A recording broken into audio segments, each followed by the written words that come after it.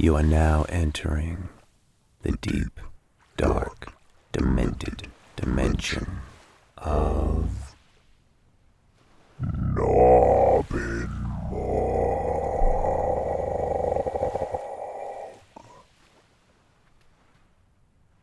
half. November fog was a scarcity in Willow Cove. In typical coastal fashion, the fog had a proclivity for lending its gloom to the summer months. Record-high temperatures inland brought in the fog. It also brought inland adventurers hoping to cool off for a day.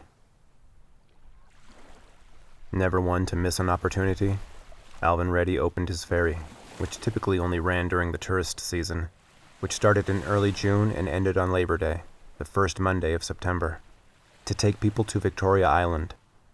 It was long one of the great tourist attractions of the town.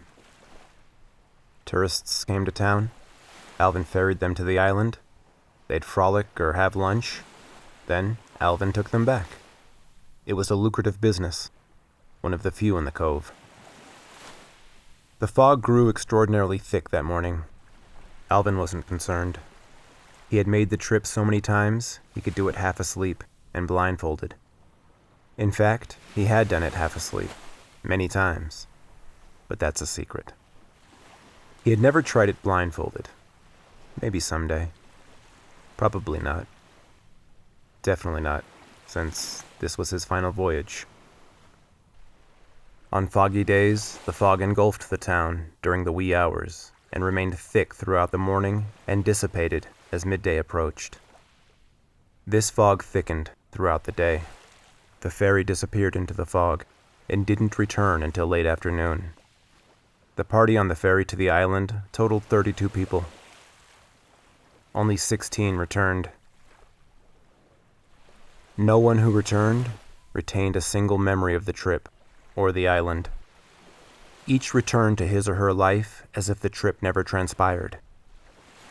The people at home noticed when friends and family members didn't return. Chief of Police William Carson dispatched half of his officers to comb the island for survivors or clues to what happened. Half of the officers sent to the island returned, with no clues, no answers, and no memories of what happened.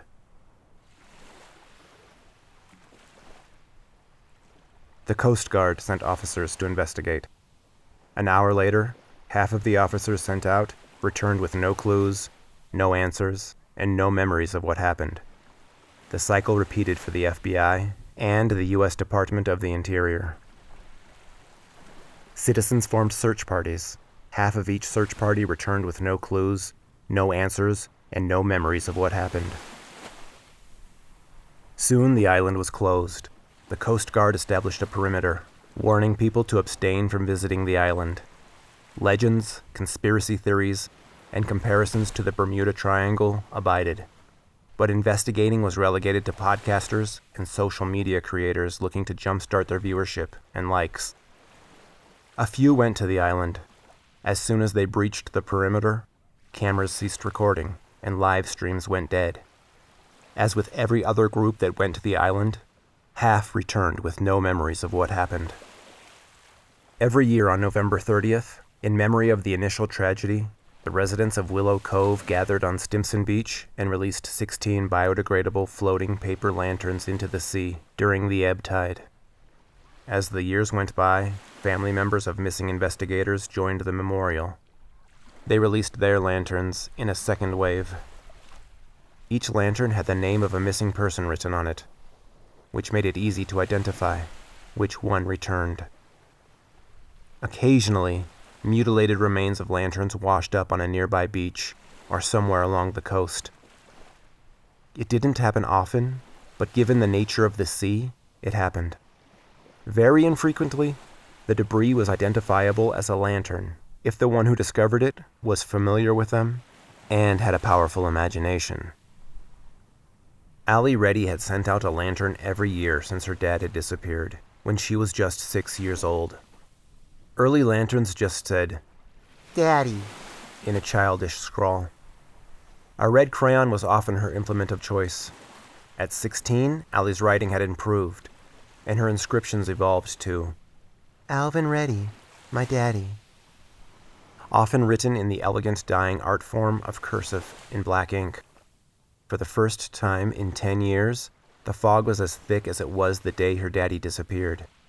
Allie sent out her lantern, as she did every year. The crowd gasped when one lantern floated in before they could disperse. Someone picked up the straggler. The lantern was in perfect condition, as if it were just placed in the water, but the others were whisked away by the ebb tide. Why had this one returned? It was not possible to float against the waves. It says Daddy, written in red crayon. Everyone on the beach surveyed the crowd, expecting someone to claim the lantern. The lapping waves accentuated their silence. Allie knew it was hers, just as strongly as she knew that was impossible. She approached the man who was holding the first lantern she had sent into the sea 10 years ago. It was in perfect condition, with the red crayon, Daddy, as clear as the day it was scrawled. "It's mine, but it can't be." She burst into tears.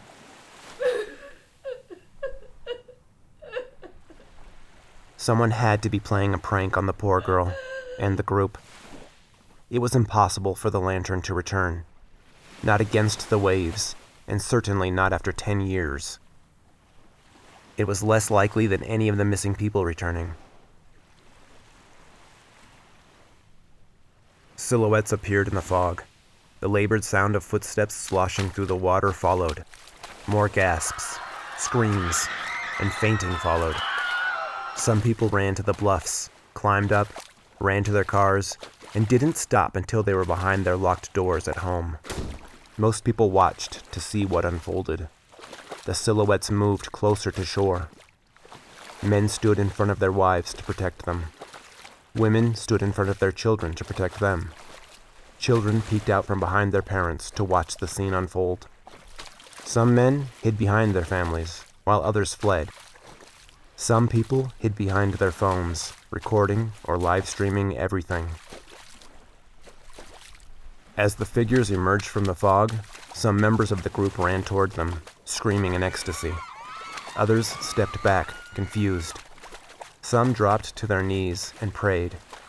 Every single person who had gone missing on Victoria Island walked out of the sea and the fog. None had any idea what happened, where they had been, or any memory of the past 10 years. They each seemed healthy, and despite aging 10 years, virtually the same as when they disappeared. The euphoria was short-lived. Someone from a government agency who was in attendance in memory of a fallen comrade called his office to report the return. These people had to be quarantined. They had to be tested and grilled on every occurrence of the past decade. Everyone present had to be sequestered. This event could not leak without the proper authorities filtering the information for public consumption. Helicopters hovered above them within minutes. Coast Guard boats flocked into the cove. Sirens rang through the air as police officers filled the parking lot. Silence shattered the cacophony as additional silhouettes appeared in the fog. These silhouettes were unquestionably not human.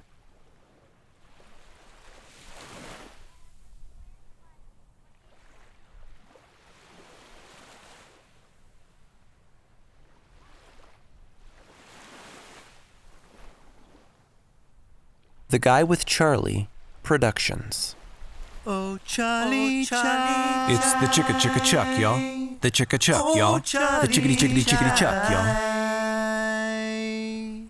Delightful. Delightful.